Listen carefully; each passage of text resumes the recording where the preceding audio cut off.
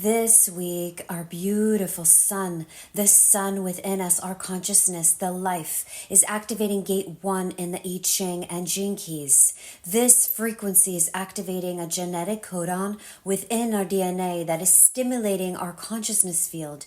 The theme of the life this week, the transformational path of this frequency, moves from the shadow of entropy to the highest frequency of beauty, and it's via the path of freshness. Before we get into the full contemplation of this frequency, let's take a peek at the Human Design Holographic Body Graph to better understand the relation of this energy within our body. The first shadow is a feeling that we're all familiar with, but we don't typically recognize it for what it is. It's the feeling of numbness. And contrary to what you may believe, numbness, in fact, is a feeling. To know that you're numb is a huge insight. For many of us, it's where the journey begins into the human heart. Because of our many layers of wounding and conditioning, whether that's early childhood or ancestral memory, the state of numbness is one of the most widespread human shadow states. But it's rare to find a human that knows that they're numb. Most of us do everything we can to avoid the realization that we're numb. We keep ourselves busy. We go to the many distractions that the world offers us. You can be busy all day, doing and doing and doing, and not realizing that you're doing like a zombie. Entropy is the loss of energy in a system, and that is why when you get to the end of the day, you feel exhausted and unfulfilled. Many things in the life could be entropic. Our relationships can leak out energy when we don't pay attention to them. Our job could be entropic if we don't draw out inspiration from them. Our environment could be draining, whether it's where we work or where we live, the media that we take in through our senses, or the conversations that could be toxic and draining, all working together to keep us in the numbness and in survival mode. In this contemplation, draw your attention to your numbness. Put your hand on your chest. How do you feel? Do you feel open there? Do you feel joy? Or maybe you feel tired and empty? Or maybe you feel nothing. It is perfectly normal to feel nothing. It's a perfect start for a transformation. Once you realize your numbness, your awareness goes to work by breathing into it softly, gently, and lovingly. You can trust the numbness. Let it in. See how deeply you want to avoid this feeling. Notice how you want to go do something, eat something, call someone, text someone, put something on the TV. Do anything but avoid feeling the sensation. These days, most people are staring at their phones. How many people do you see staring into the sky or looking around at nature? It's the numbness. It's the first shadow. It begins as we're children and we're not empowered to just feel bored. If you don't know the bored state, the blank state, the silence, you're missing one of the greatest lessons in the life. The fertile state of emptiness that precedes all creativity. I know it's not a comfortable place to be. It's not meant to be comfortable. It's the gaps. Life is meant to have gaps. Everything needs pauses. Pauses are healthy. So be okay being uncomfortable. This is the secret on how to transform the first shadow into the first gift, which is the great secret of creativity. The great secret of creativity. Fire emerges from water. The yang rises from the yin. Something comes from nothing. Joy comes from numbness. The numbness is the material to start the fire. Your awareness is the breath that fans the first sparks, and then joy emerges as the fire begins to catch. The process takes as long as it takes, but when it does, it's a magical process. Sometimes the life hits one of these phases. It could be a few hours, a few days, a few months, even years. There are cycles of success and there are cycles of decline in everything. And the life is a dance between them, between the polarities. And the dilemma is numbness. Listen and trust the numbness. Let it in. Honor it by allowing it to be felt, witnessed, and held. Don't put yourself in any pressure to change it. Just let it be as long as needed. Your trust will show you the magic. You can allow this right now as you listen. You can make it a practice. Just trust the numbness and be with the numbness. The first gift, the way to alchemize the shadow and raise the vibration, freshness. The foundation to creativity is to be completely unafraid in making mistakes. Because to be original, you need to take a leap. You jump into space. You take the path untraveled. You make the path by walking it. And this is the meaning of this beautiful word, freshness. To be original, to be a pioneer.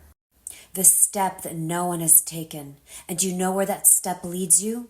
Out of the numbness, out of the void, and into the life. Even if it's a disaster, even if your attempts at novelty and success crashes down, you have made it out of the box that was confining you. You have begun to live. This is the first gift, the divine masculine, the very foundation of human genius. And genius is made on mistakes, hundreds of mistakes, and many dead ends. Inventions didn't get here on lucky guesses, endless trial and errors. It's madness before it's genius, before it's magic. And that's what it takes to break new grounds. In the not knowing, you allow the universe to conspire with you. The universe loves when you trust in your imagination, and it responds with breakthroughs. Creativity is God at play, and once you get hooked on it, you can create in so many ways. With family, with work, with communication, with all kinds of areas. Creative freshness is within all of us. It's our inheritance. You just need to stretch out for it. Every human being alive has hidden abilities, and our purpose is to revive that creative force we had as children. In a child, imagination and creativity is often extinguished by homogenized education, processed foods, and institutionalized isolation. For most of us, the flame of creativity faded away in our school years. But we're entering a new era. Pluto is entering Aquarius for the next 20 years. An era of creativity, innovation, self-empowerment, and decentralization. We're all on a journey of creativity, whether we're aware of it or not. It's like the phoenix rising. You can't hold down the human spirit, and this is what I empower, connecting people to their true profession, who they came here to be, to live outside the box, to blow up the whole damn box. This is the gift of freshness. You become the fire. Creativity means mistakes, flexibility, and letting go. An inspiration moves one way and then it shifts another way, and particularly when an inspiration moves into the world of form, into physical manifestation, it encounters resistance. The meaning of friction, unforeseen complexities from human emotion and drama. You must remain flexible to see the creative impulse through all the way. Every endeavor, every book, every play has a life of its own, a journey into being, its own destiny.